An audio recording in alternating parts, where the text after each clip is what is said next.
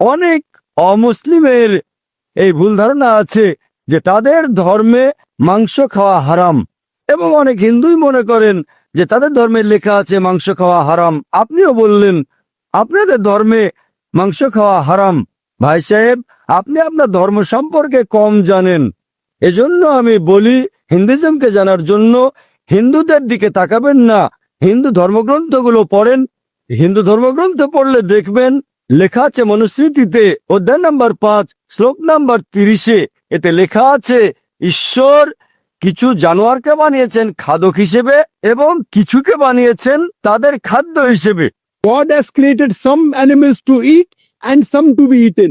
যদি আপনি সেই সব জানোয়ারের মাংস খান যাদেরকে ঈশ্বর তৈরি করেছেন খাদ্য হিসেবে, তাহলে আপনার পাপ হবে না। If you are eating the animals who God has created to be eaten, you are not doing a sin. আবার লেখা আছে দেখবেন মনুস্মৃতিতে চ্যাপ্টার নাম্বার 5 অধ্যায় নাম্বার 5 মন্ত্র নাম্বার 40-এ যে খোদা কিছু জানোয়ার বানিয়েছেন কোরবানির জন্য। যদি আপনি পশু জবাই করে কোরবানি করেন তাহলে আপনার কোনো গুনাহ হবে না।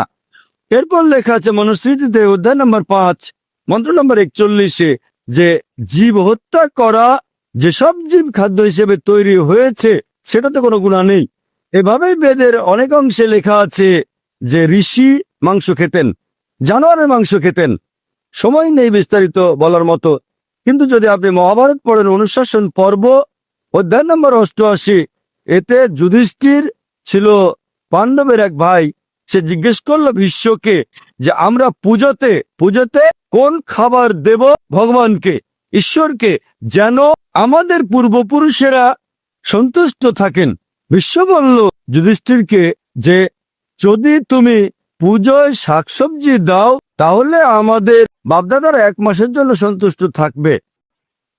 যদি তুমি মাছ দাও 2 মাসের জন্য থাকবে। যদি খরগোশ দাও তাহলে 3 মাসের জন্য।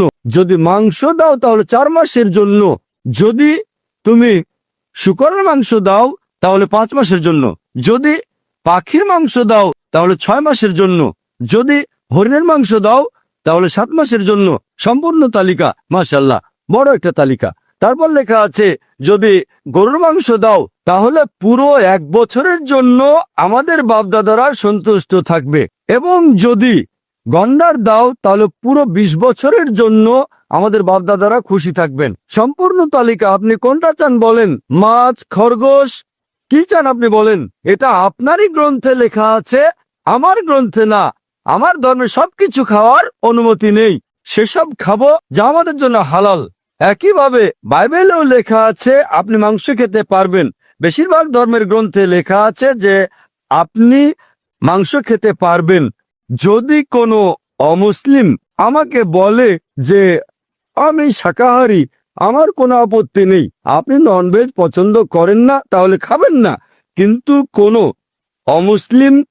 অমুসলিম যদি কোনো হিন্দু আমাকে বলে যে আপনারা জানোয়ার হত্যা করেন, এটা গুনাহ, তাহলে আমি তাকে বলবো আমি এই কথাটা স্বীকার করি না। আপনি যদি মাংস খেতে না চান আমি এতে খুব খুশি হব। এখন নিশ্চয়ই আপনি সন্তোষজনক উত্তর পেয়েছেন। বৈজ্ঞানিক যুক্তি অনুযায়ী, আপনার ধর্মের গ্রন্থ অনুযায়ী এবং কোরআন মাজিদ অনুযায়ী মাংস খাওয়ার অনুমতি আছে সব মানুষেরই। আশা করি উত্তরটা পেয়েছেন। হৃদয়ের প্রশান্তি।